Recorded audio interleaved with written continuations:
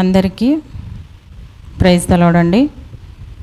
మరొకసారి స్త్రీలమైన మనకందరికీ కూడా మనమందరం కూడుకొని మరి సిస్టర్స్ మీటింగ్ జరుపుకోవడానికి, మరి కొద్దిసేపు వాక్యం ధ్యానించడానికి దేవుడు ఇచ్చిన ఈ అవకాశంకై దేవునికే కృతజ్ఞతాస్తుతులు చెల్లిస్తున్నానండి. రండి, అందరం కూడా కళ్ళు మూసుకొని ప్రార్థన చేసుకొని వాక్యంలోనికి వెళ్ళిపోదాం. అందరూ కళ్ళు మూసుకున్నట్లయితే మనము ప్రార్థన చేసుకుందాం. హల్లెలూయా, హల్లెలూయా, హల్లెలూయా. పరిశుద్ధుడా, పరిశుద్ధ దేవా, మీకు మహిమ కలుగునుగాక నా తండ్రి. మీకు వందనాలు, వందనాలు, వందనాలు రాజా. ఇదిగో నాయన, గడిచిన దినములన్నీ కాచి కాపాడి సజీవులుగా ఉంచి ఈ రీతిగా ప్రభువా స్త్రీలుగా మేము కూడుకొని నీ వాక్యాన్ని ధ్యానించడానికి ఇచ్చిన ఈ సమయంకై వేలాది స్తుతులు స్తోత్రములు నాయన. ఆకాశమందున్న నా యేసయ్య, మీకు మహిమ కలుగునుగాక. దేవా, కృప కుమ్మరించండి, సహాయం చేయండి. దేవా, నీకు వందనాలు నాయన. ఇప్పుడు ప్రభువా వాక్యము ధ్యానిస్తుండగా ప్రభువా మీ ఆత్మ మా మధ్యలో ప్రభువా సంచరించునుగాక. దేవా, నీకు వందనాలు నాయన. మీరే మా మధ్యలో ప్రభా ఉండి మాతో ప్రభా ఏం మాట్లాడాలనుకుంటున్నారో తండ్రి, మీరు సిద్ధపరిచిన వాక్యమును ప్రభా మాతో మాట్లాడండి తండ్రి. నీకు వందనాలు దేవా. ఇదిగో నాయన, నేను వాక్యము చెప్పుచుండగా దేవా తండ్రి, మీరు నాలో ఉండండి దేవా. నీకు స్తోత్రము నాయన. తండ్రి, నన్ను మరుగు చేయండి ప్రభా, మీరే ప్రభా మాట్లాడండి తండ్రి. నీకు వందనాలు, వందనాలు, వందనాలు దేవా. వాక్యమై ఉన్న నా యేసయ్య, మీకు మహిమ కలుగునుగాక దేవా. తండ్రి, లైవ్లో వాక్యం వింటున్న నీ బిడ్డలైన వారందరినీ ఒకసారి మీరు జ్ఞాపకం చేసుకోండి తండ్రి. నీకు వందనాలు రాజా. ప్రతి ఒక్కరికి కూడా ప్రభువా తండ్రి, ప్రభువా వాక్యము వినగలిగే చెవులను, గ్రహించగలిగే హృదయమును మీరు దయచేయండి దేవా. కృప కుమ్మరించండి తండ్రి, సహాయం చేయండి దేవా. ముందున్న సమయం అంతట్లో కూడా ప్రభువా మీరే మా మధ్యలో ఉండి మాట్లాడి మీ నామానికి మహిమ, ఘనత, ప్రభావములు తెచ్చుకోగలరని నన్ను నేను తగ్గించుకుంటూ మీ నామాన్ని హెచ్చిస్తూ యేసుక్రీస్తు వారి పరిశుద్ధ నామంలో అడిగి వేడుకుంటున్నాను తండ్రి, ఆమెన్. రండి, మనం ధ్యానించుకోవడానికి వాక్యము యోహాను సువార్త 15వ అధ్యాయము 1 నుండి చదువుతున్నాను. నేను నిజమైన ద్రాక్షావల్లిని, నా తండ్రి వ్యవసాయకుడు. నాలో ఫలింపని ప్రతి తీగెను ఆయన తీసి పారవేయును.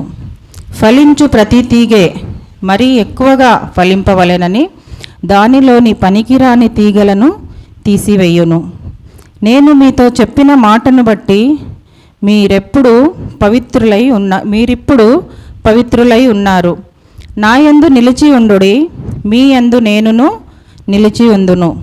తీగె ద్రాక్షావల్లిలో నిలిచి ఉంటేనే గాని తనంతట తానే ఎలాగూ ఫలింపదో, అలాగే నాయందు నిలిచి ఉంటేనే తప్ప కానీ మీరును ఫలింపరు. ద్రాక్షావల్లిని నేను, తీగెలు మీరు.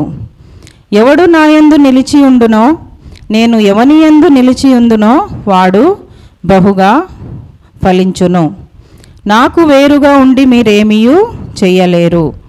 ఎవడైనాను నాయందు నిలిచి ఉండిన ఎడల వాడు తీగె వలె బయట పారవేయబడి ఎండిపోవును.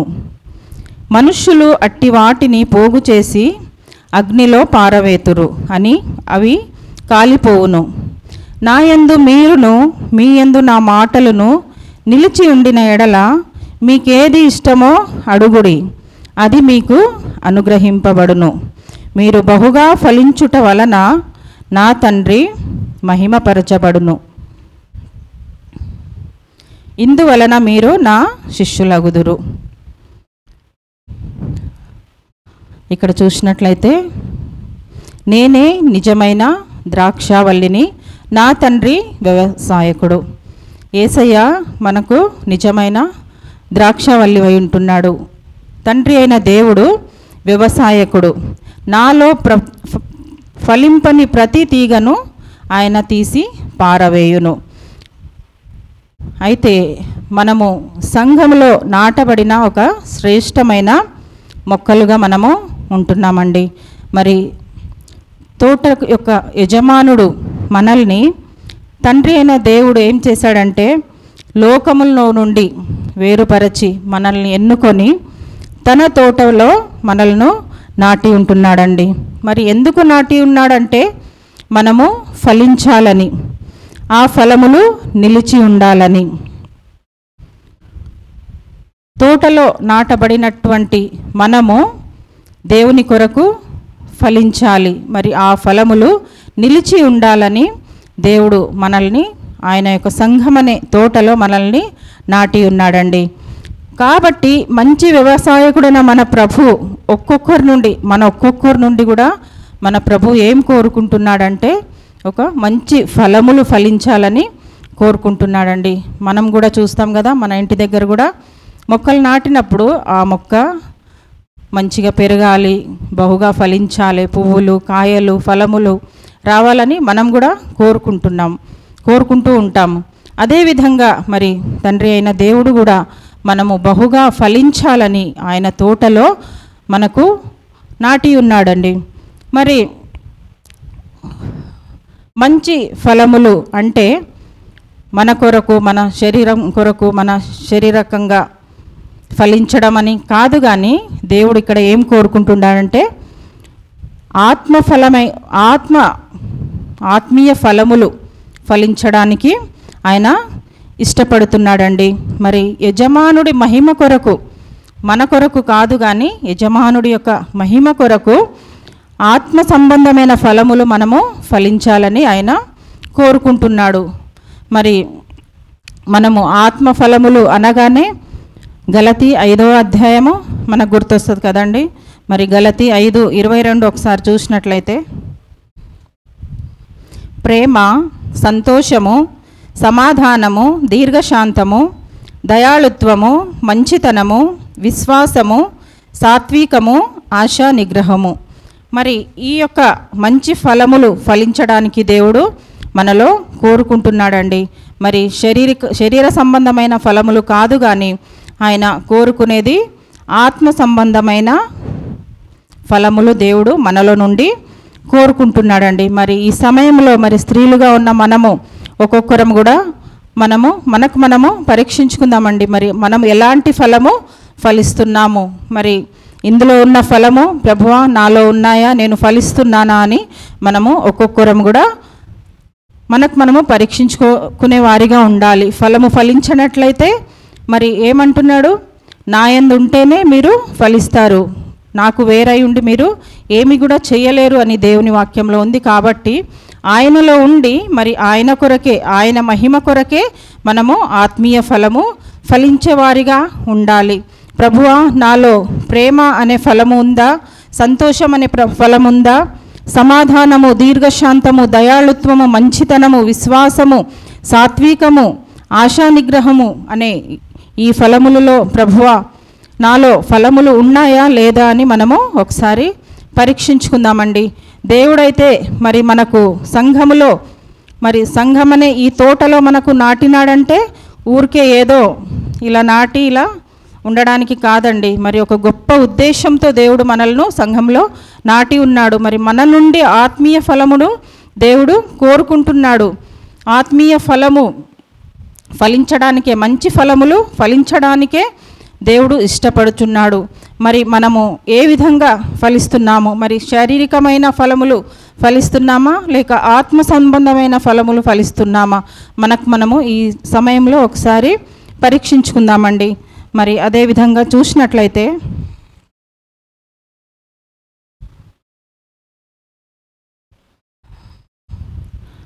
ఆత్మ సంబంధమైన ఫలములు మనం ఫలించినట్లయితే మనకు మనమే ఫలించలేము. అవును, నేను ఫలిస్తాను, ఆత్మ సంబంధమైన ఫలములు నేను ఫలిస్తానని మనము ఆత్మ సంబంధమైన ఫలము ఫలించడానికి వీలు లేదండి. మరి యోహాను సువార్త 15:5 ఉంది కదా, ఒకసారి చూసుకుందాము. ద్రాక్షావల్లిని నేను, తీగెలు మీరు, ఎవడు నా యందు నిలిచి ఉండునో, నేను ఎవని యందు నిలిచి ఉందునో వాడు బహుగా ఫలించును. నాకు వేరుగా ఉండి మీరేమి కూడా చేయలేరు.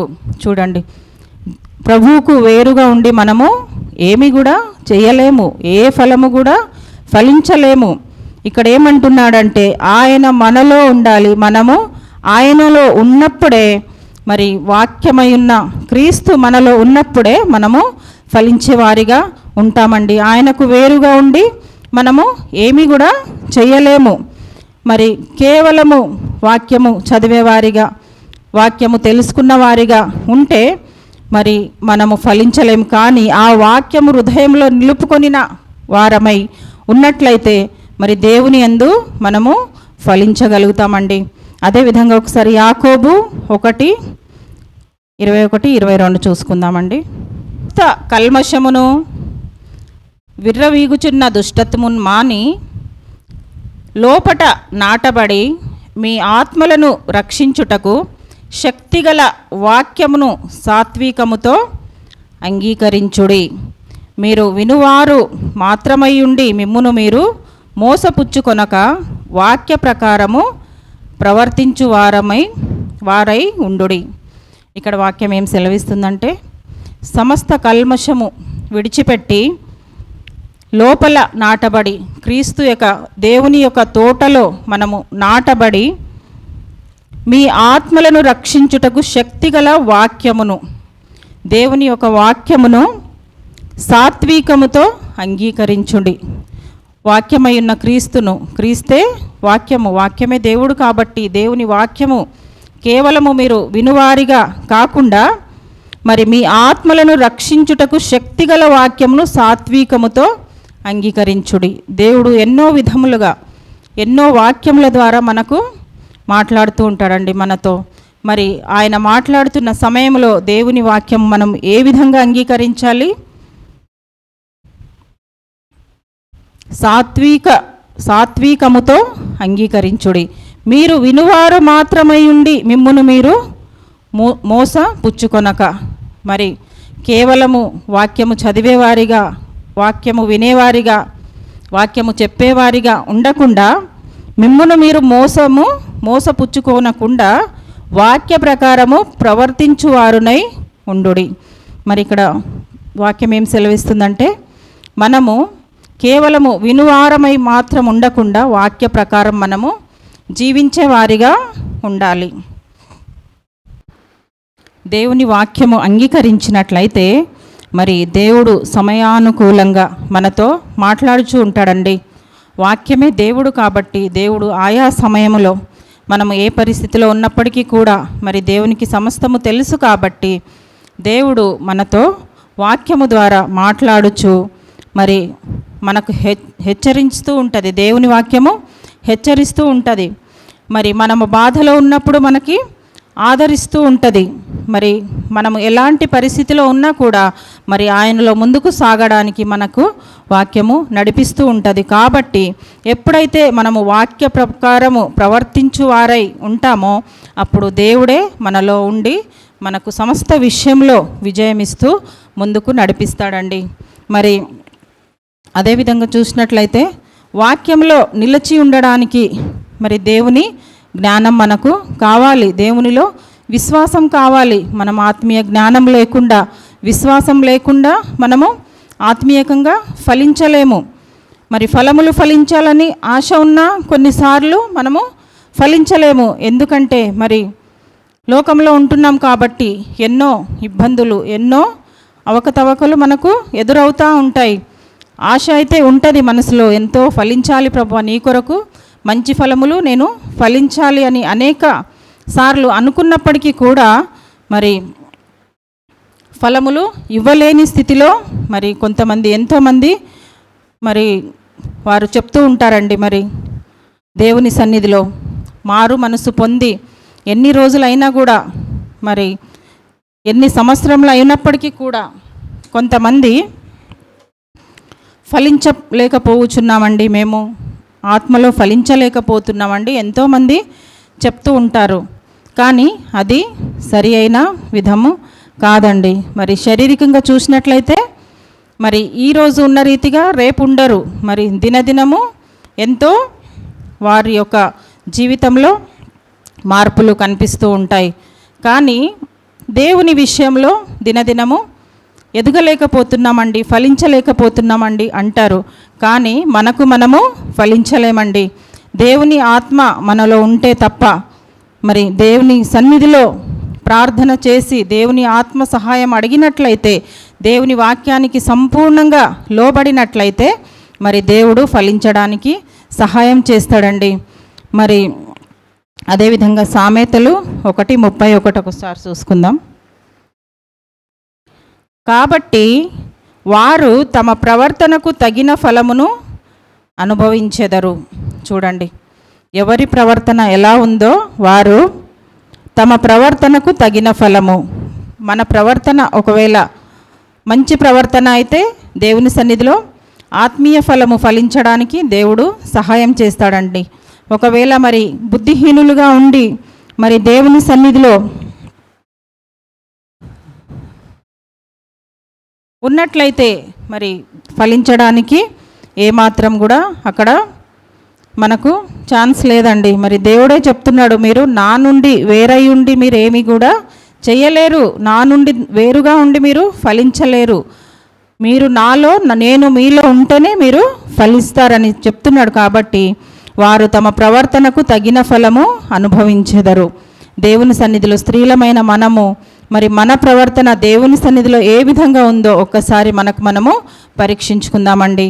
మరి అదేవిధంగా చూసినట్లయితే లూకా 8:8 ఒకసారి చూసుకుందాం. మరికొన్ని మంచి నేలను పడెను, అవి మొలచి 100 ఫలించెను. ఈ మాటలు పలుకుచు వినుటకు చెవులు గలవాడు వినుగాక అని బిగ్గరముగా చెప్పెను. చూడండి, ఇక్కడ యేసుక్రీస్తు వారు చెప్పుచున్న మాట, ఇక్కడ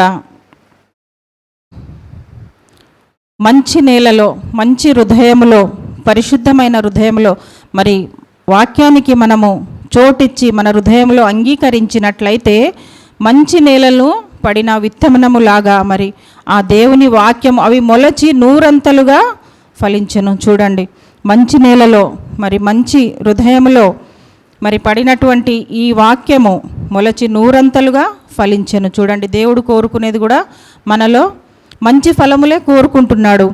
ఆయనలో ఉండి ఆయన సహాయము కోరుకొని మనము దేవుని సన్నిధిలో ఇంకా మంచి ఫలములు ఫలించేవారిగా ఉండాలండి. అదేవిధంగా 15వ వచనం చూసినట్లయితే, మంచి నేల నుండి విత్తనము పోలిన వారెవరనగా యోగ్యమైన మంచి మనస్సుతో వాక్యము విని దానిని అవలంబించి ఓపికతో ఫలించువారు. చూడండి, మరి ఎవరు ఫలిస్తారంటే దేవుని వాక్యము యోగ్యమైన మంచి మనస్సుతో దేవుని వాక్యము వినాలి. దేవుడు మనతో మాట్లాడుతున్న సమయంలో మనము మంచి మనస్సుతో ఆ వాక్యము వినాలి. విన్నప్పుడే ఆ వాక్యము మన అంతరంగంలో పనిచేసి మరి మనము ఆత్మలో ఫలించడానికి సహాయపడుతుంది. కాబట్టి ఓపికతో ఫలించేవారంట. మరి దేవుని సన్నిధిలో మరి ఓపిక మనలో ఉందా? మరి దేవుని వాక్యం విని వాక్య ప్రకారము మనము జీవిస్తున్నామా లేదా? వాక్య ప్రకారము మనము దేవుని సన్నిధిలో మరి ఆయనకు లోబడుచున్నామా లేదా? వాక్యానికి లోబడుచున్నామా? ఆత్మకు లోబడుచున్నామా?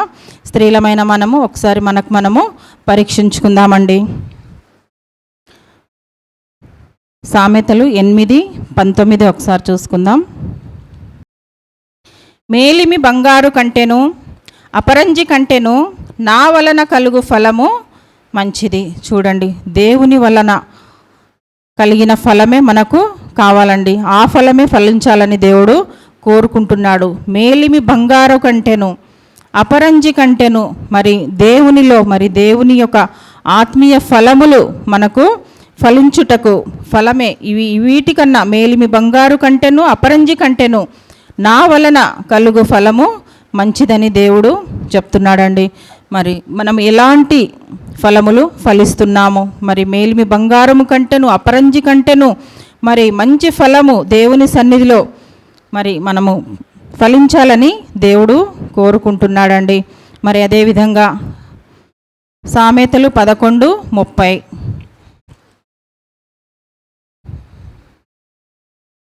నీతిమంతులు ఇచ్చు ఫలము జీవవృక్షము జ్ఞానము గలవారు ఇతరులను రక్షించుదురు. చూడండి, మనము దేవుని సన్నిధిలో మరి నీతిమంతులుగా ఉన్నట్లయితే మనము ఇచ్చు ఫలము జీవవృక్షము అని దేవుని వాక్యము సెలవిస్తుందండి. మరి మనం ఎలాంటి వృక్షములుగా ఉంటున్నాం, ఎలాంటి ఫలములు ఇచ్చే వృక్షములుగా మనం ఉంటున్నామో మనము పరీక్షించుకుందామండి. జ్ఞానము గలవారు ఇతరులను రక్షించుదురు. దేవుని సన్నిధిలో జ్ఞానం ఉన్నవారు ఏం చేస్తారండి? ఇతరులను రక్షిస్తారంట. మరి అదేవిధంగా సామెతలు 18:20 ఒకసారి చూసుకుందాం.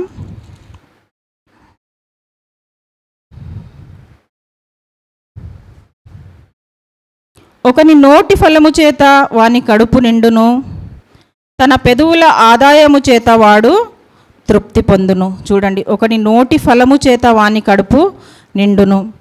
మన నోటి ఫలము ఏ విధంగా ఉంటుంది? మరి మన నోటి ఫలము చేత ఒకని నోటి ఫలము చేత వాని కడుపు నిండును, తన పెదవుల ఆదాయము చేత వాడు తృప్తి పొందును.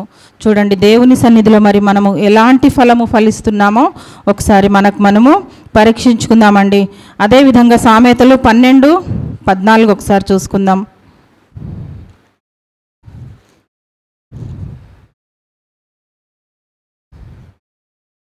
ఒకడు తన నోటి ఫలము చేత తృప్తిగా మేలు పొందును, ఎవని క్రియల ఫలము వానికి వచ్చును. చూడండి, ఇక్కడ వాక్యం ఏం సెలవిస్తుందంటే ఒకడు నోటి ఫలము చేత తృప్తిగా మేలు పొందును. మరి మనము నోటి ఫలము చేత మనము తృప్తిగా మేలు పొందుచున్నామా, కీడు చెందుతున్నామా? ఒకసారి మనము పరీక్షించుకోవాలండి. దేవుడైతే చెప్తున్నాడు, ఎవని క్రియల ఫలము వానికి వచ్చును. ఎవరు ఎలాంటి క్రియలు చేస్తారో వాళ్ళకి అలాంటి ఒక ఫలమే వస్తుంది అని సెలవిస్తున్నారు. కాబట్టి మన నోటి ఫలము చేత తృప్తిగా మేలు పొందువారిగా మనం ఉండాలండి. మరి అదేవిధంగా యోహాను సువార్త 15:7 మరొకసారి చూసినట్లయితే, నా యందు మీరును మీ యందు నా మాటలను నిలిచి ఉండిన ఎడల మీకేది ఇష్టమో అడుగుడి, అది మీకు అనుగ్రహించబడును. మీరు బహుగా ఫలించుట వలన నా తండ్రి మహిమపరచబడును. చూడండి, ఆయనలో నాటబడిన వారై మనముండి మంచి ఫలములు ఫలించి యజమానుడికి సంతోషపరిచే బిడ్డలుగా మనం ఉండాలండి. మరి ఆయన అంటున్నాడు, మరి మీరు నాయందు మీరు మీ యందు నా మాటలు నిలిచి ఉండిన ఎడల మీకేది ఇష్టమో అడుగుడి. కొందరు ఎలా ఉంటారంటే దేవుని వాక్యం విని అక్కడే విడిచిపెట్టేవారిగా ఉంటారు. ఆ విధంగా ఉండకుండా దేవుని వాక్యము మన అంతరంగంలో భద్రపరుచుకొని, మరి వాక్యమే దేవుడు కాబట్టి వాక్యం మనలో ఉంటే దేవుడే మనలో ఉన్నట్టుగా. కాబట్టి ఇక్కడ ఏం చెప్తున్నారు 7వ వచనంలో, నా యందు మీరును మీ యందు నా మాటలను నిలిచి ఉండిన ఎడల మీకేది ఇష్టమో అడుగుడి. ఆయన మాటలు మనలో నిలిచి ఉంటున్నాయా లేదా మనము పరీక్షించుకోవాలి. మరి ఆయన మాటలు మనలో ఉన్నట్లయితేనే, మరి అవి నిలిచి ఉంటేనే మనము బహుగా ఫలిస్తాము ఆత్మలో అని ఇక్కడ దేవుని వాక్యము సెలవిస్తుంది. కాబట్టి విధేయత అని తీయని ఫలములు మనము దేవుని సన్నిధిలో ఫలించాలండి. మరి దేవునికి సంతోషకరంగా, దేవుడు సంతోషపడే విధంగా మనము ఆత్మీయ ఫలాలు ఫలించాలండి. ఆయన సన్నిధిలో ఎప్పుడు కూడా విధేయత కలిగి ఉండాలి. ఆయన మనలో ఉంటే మనము ఆత్మీయ ఫలము ఫలించడానికి సహాయం చేస్తాడు. ఫలించడానికి మనలో ఉంటాడు. కాబట్టి దేవుని సన్నిధిలో అన్ని పరిస్థితులలో మనము ఆయనకు విధేయులై ఉండాలండి. మరి ఫలించుచున్న చెట్టుకి తప్పకుండా రాళ్లతో దెబ్బలు పడుతూ ఉంటాయండి. కానీ ఆ రాళ్ళు అనే ఆ దెబ్బలు తగులుచున్నప్పుడు మరి అనేక నిందలు, అవమానములు, దూషణలు, మరి నేరములు, అనేక విషయములు రాళ్ల వలె మరి ఫలించే చెట్టుకి తగులుతూ ఉంటాయి. కానీ ఆ యొక్క చెట్టు మంచి ఫలములే ఫలిస్తూ ఉంటుందండి. మరి రాళ్లతో కొట్టబడుచున్న సమయంలో మరి మనము ఆత్మీయ ఫలములు ఫలిస్తున్నామా లేదా మనము ఒకసారి పరీక్షించుకుందామండి. ఎన్ని వచ్చినా కూడా మన జీవితంలో కూడా ఎన్నోసార్లు మరి మనము ఎంత నీతిగా ఉన్నప్పటికీ కూడా కొన్నిసార్లు మరి రాళ్ల చేత కొట్టబడొచ్చండి. కానీ అలాంటి సమయంలో మరి ఈ చెట్టు ఏ విధంగా అయితే మంచి ఫలములే ఫలిస్తుందో, మనము ఆయనలో ఉండినట్లయితే మనము మంచి ఫలములు ఇచ్చేవారిగానే ఉంటాము. ఎన్ని నిందలు, అవమానములు, దెబ్బలు వచ్చినప్పటికీ కూడా దేవుని సన్నిధిలో మనము మంచి ఫలములు, దేవుడు దేవునికి సంతోషపరిచే ఫలములే మనము ఇవ్వాలండి. మరి స్త్రీలమైన మనము ఒకసారి పరీక్షించుకుందాం. క్రీస్తులో మనము ఉంటే తప్ప మనము ఫలించలేము. ఆయనలో ఉంటేనే ఫలించగలము. ఆయనకు వేరై ఉండి మనము ఏమి కూడా చెయ్యలేము, ఫలించలేము. కాబట్టి వాక్యమైన యేసు మనలో ఉన్నట్లయితే మన జీవితంలో కూడా ఎలాంటి పరిస్థితి వచ్చినప్పటికీ కూడా ఆయన సన్నిధిలో మనము ఫలించేవారిగా ఉంటామండి.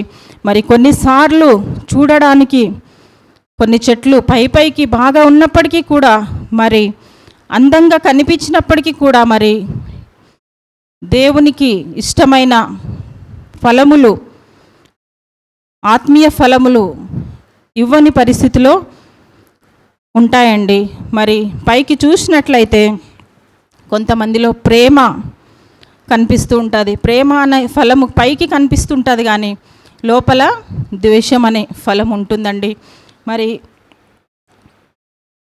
ఎప్పుడైతే మనము వాక్యమునకు, పరిశుద్ధాత్మకు లోబడి ఉంటామో, మరి అప్పుడు వీటి నుండి మనము జయం పొందుకుంటామండి. పైకి ప్రేమ ఉంటే అంతరంగంలో కూడా ప్రేమనే ఉంటుంది. మరి పైకి ఒకలాగా లోపల ఒకలాగా ఉండడానికి దేవుని బిడ్డలమైన మనకు, మరి సంఘంలో నాటబడి ఉన్న ఒక బిడ్డగా మనం ఉంటున్నాం కాబట్టి ఏ మాత్రం కూడా మనము ఈ విధంగా ఉండడానికి వీలు లేదు. మనకు లోపల ప్రేమ ఉండాలి, పైకి కూడా ప్రేమ ఉండాలి. దేవుని సన్నిధిలో మరి దేవునికి ఇష్టలుగా ఉండాలి. దేవునికి సంతోషపరిచే ఫలములు మాత్రమే మనము ఫలించాలండి. కొన్నిసార్లు మరి మనుషులకు సంతోషపరచాలని మనం కోరుకుంటున్నామేమో, కానీ దేవునికైతే అది ఇష్టం లేదు. నా కొరకు, నా మహిమ కొరకే మీరు ఫలించాలని దేవుని వాక్యము సెలవిస్తుందండి. మరి మనం పాత నిబంధనలో చూసినప్పటికీ కూడా, మరి ఆదికాండం 1వ అధ్యాయంలోనూ ఉంటుందండి. మరి మీరు మంచి ఫలములు ఫలించండి, అభివృద్ధి పొందండి అని మరి ఉంటుంది. అబ్రహాము కూడా మంచి ఫలము ఫలించాడు. ఇస్సాకు, యాకోబులు కూడా మంచి ఫలములు ఫలించారు. మరి యోసేపుకు చూసినట్లయితే ఫలించడి కొమ్మ అని ఆయన పేరుకు అర్థం. కాబట్టి మరి దేవుని బిడ్డలైన వారు ఎంతోమంది మరి దేవుని కొరకు మంచి ఫలములు ఫలించినట్టుగా చూస్తున్నామండి. మరి ఈ రాత్రికాల సమయంలో స్త్రీలమైన మనము ఒకసారి పరీక్షించుకుందాం. అవును ప్రభువా, తండ్రి, మీ సంఘం అనే తోటలో మాకైతే నాటి ఉంటున్నావు, కానీ ప్రభువా, నేను ఆత్మీయ ఫలములు ఫలిస్తున్నానా లేదా? నీకు సంతోషకరమైన ఫలములు, నీకు సంతోషము తీసుకొచ్చే ఫలములు ఫలిస్తున్నానా లేదా? నీకు మహిమ కొరకు, నీ మహిమ కొరకు ఫలించాలంటున్నావు తండ్రి. మరి నీ యందు నేను, నా యందు నీవు ఉంటే తప్ప నేను ఫలించలేను అని దేవుని సన్నిధిలో మరి మనము అడిగినట్లయితే దేవుడు ఇవ్వడానికి సిద్ధంగా ఉన్నాడండి.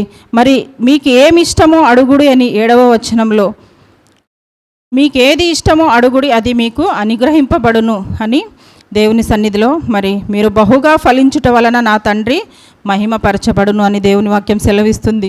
మీకు ఏమి కావాలో అడుగుడి. శరీర సంబంధమైన విషయాలు కాదు, కానీ ఆత్మ సంబంధమైన విషయాలే మనము దేవుని సన్నిధిలో అడగాలి. ఆయన యొక్క పరిశుద్ధాత్మ కొరకు అడగాలి. ఆయన మనలో ఉంటేనే, ఆయన ఆత్మ మనలో ఉంటేనే మనము ఆత్మలో ఫలించగలమండి. ఆత్మ లేని వారైతే ఫలించడానికి వీల్లేదు. కాబట్టి ప్రభువా, నీ యొక్క పరిశుద్ధాత్మ శక్తిని నాపైన కుమ్మరించినట్లయితే నేను ఇంకను బహుగా నీ సన్నిధిలో ఫలిస్తాను ప్రభువా. ఆత్మీయ ఫలములు ఫలిస్తాను, తీయని ఫలములు ఫలిస్తాను, నీకు సంతోషపరచే ఫలములు, నీకు మహిమ తెచ్చే ఫలములు ఫలిస్తానని దేవుని సన్నిధిలో మనం అందరం కూడా గోజాడినట్టయితే దేవుడు మనకు మంచి ఫలములు ఫలించడానికి సహాయం చేస్తాడండి. మరి దేవుడు ఈ వాక్యమును దీవించునుగాక. మనమందరం ప్రార్థన చేసుకుందాం. హల్లెలూయా, హల్లెలూయా, హల్లెలూయా, హల్లెలూయా. పరిశుద్ధుడా, పరిశుద్ధుడా, పరిశుద్ధుడా, పరిశుద్ధ దేవా, మీకు మహిమ కలుగునుగాక తండ్రి. హల్లెలూయా. పరిశుద్ధాత్మ దేవా, మీకు మహిమ, మీకు మహిమ, మీకు మహిమ రాజా. ఇదిగో నాయన తండ్రి, స్త్రీలుగా ప్రభువా తండ్రి, నీకు వందనాలు. నీ పాద సన్నిధానంలో కూర్చుండి ఉండగా దేవా తండ్రి, ఇదివరకు మీరు మాట్లాడిన ప్రతి మాటకై వందనాలు, స్తుతులు, స్తోత్రములు రాజా. గొప్ప దేవా, మీకు మహిమ కలుగునుగాక. నా యేసయ్యా, కృప కుమ్మరించండి, సహాయం చేయండి ప్రభువా తండ్రి, సహాయం చేయండి నాయన. నీకు వందనాలు, వందనాలు, వందనాలు దేవా తండ్రి ఇంకనూ ప్రభు ఆత్మీయ ఫలములు మేము ఫలించడానికి కృప కుమ్మరించండి దేవా. నీకు స్తోత్రం స్తోత్రం స్తోత్రము నాయన. తండ్రి నా యందు మీరు మీ యందు నేను ఉన్నట్లయితేనే మీరు ఫలిస్తారని మీ వాక్యము సెలవిస్తుంది కాబట్టి దేవా నీకు వందనాలు నాయన. గొప్ప దేవా నీ యందు ప్రభు నమ్మకముగా విశ్వాసముతో ఉండి ప్రభు తండ్రి నీ జ్ఞానము చేత నీ ఆత్మ చేత నింపబడి దేవా నీకు స్తోత్రములు నాయన. తండ్రి ఆత్మీయ ఫలములు ఫలించడానికి మీ కృప కుమ్మరించండి దేవా. సహాయం చేయండి దేవా. నీకే వందనాలు వందనాలు వందనాలు ప్రభువా. మీరైతే ఫలము కోరుచున్నారు దేవా. నీకు స్తోత్రం స్తోత్రము నాయన. ఫలింపని ప్రతి చెట్టును ప్రభువా తండ్రి నరికి అగ్నిలో వేయబడును అని సెలవిస్తున్నావు దేవా. నీకు వందనాలు వందనాలు ప్రభువా. మేము ఆత్మలో ఫలించకపోతే ప్రభువా తండ్రి మాకు పరలోక రాజ్యము లేదు నాయన. నీకు స్తోత్రము నాయన. కృప కుమ్మరించండి, సహాయం చేయండి దేవా. నీకు వందనాలు దేవా. హల్లెలూయా. పరిశుద్ధాత్మ దేవా మీకు మహిమ కలుగునుగాక దేవా. తండ్రి నీ యందు ఇంకా బహుగా ఫలించడానికి ప్రభువా తండ్రి సహాయము చేయండి, కృప కుమ్మరించండి దేవా. నీకు స్తోత్రము నాయన. తండ్రి నీ మహిమ కొరకు ప్రభువా స్త్రీలమైన మేము ఒక్కొక్కరము కూడా ప్రభువా ఇంకను బహుగా ఫలించడానికి దేవా తండ్రి ఆత్మీయ ఫలములు ఫలించడానికి దేవా కృప కుమ్మరించండి, సహాయము చేయండి దేవా. ఎవరి క్రియల చొప్పున వారికి ప్రభువా తండ్రి ఫలము దొరుకుతుందని సెలవిస్తున్నావు దేవా. నీకు స్తోత్రము నాయన. ఒక మంచి ప్రవర్తన కలిగి దేవా తండ్రి నీకు వందనాలు నాయన. నీ వాక్యానికి విధేయులమై దేవా నీకు స్తోత్రము నాయన. నీ యొక్క పరిశుద్ధాత్మకు విధేయులమై దేవా నీకు వందనాలు దేవా. నీ యందు ఫలిస్తూ ప్రభువా తండ్రి మేము ఆత్మీయ జీవితంలో ముందుకు సాగడానికి దేవా కృప కుమ్మరించండి, సహాయం చేయండి దేవా. నీకు వందనాలు రాజా. లైవ్లో వాక్యం విన్న ప్రతి బిడ్డకై నీకు వందనాలు, స్తుతులు స్తోత్రము నాయన. ప్రతి ఒక్కరిలో కూడా ప్రభువా తండ్రి నీకు వందనాలు నాయన. నీకు వందనాలు. నీకు లోబడే మనస్సు దయచేయండి దేవా. నీ వాక్యానికి లోబడే మనస్సు దయచేయండి ప్రభువా. నీతో ప్రభువా తండ్రి నీకు వందనాలు. అనుదినము మాట్లాడే వారిగా ప్రభువా తండ్రి నీతో సంభాషించే వారిగా ప్రభువా తండ్రి ఒక్కొక్క బిడ్డను మీరు తయారు చేయండి దేవా. కృప కుమ్మరించండి, సహాయం చేయండి దేవా. మమ్మల్ని అందరినీ కూడా ప్రభువా ఇంకా నువ్వు ఆత్మలో ప్రభువా తండ్రి ఫలించడానికి మంచి ఫలములు ఫలించడానికి కృపనిచ్చి ప్రభువా నడిపించి నీ నామానికి మహిమ తెచ్చుకోవాలని యేసయ్య పరిశుద్ధ నామంలో అడిగి వేడుకుంటున్నాను తండ్రి. ఆమెన్. అందరికీ ప్రైజ్ ది లార్డ్ అండి.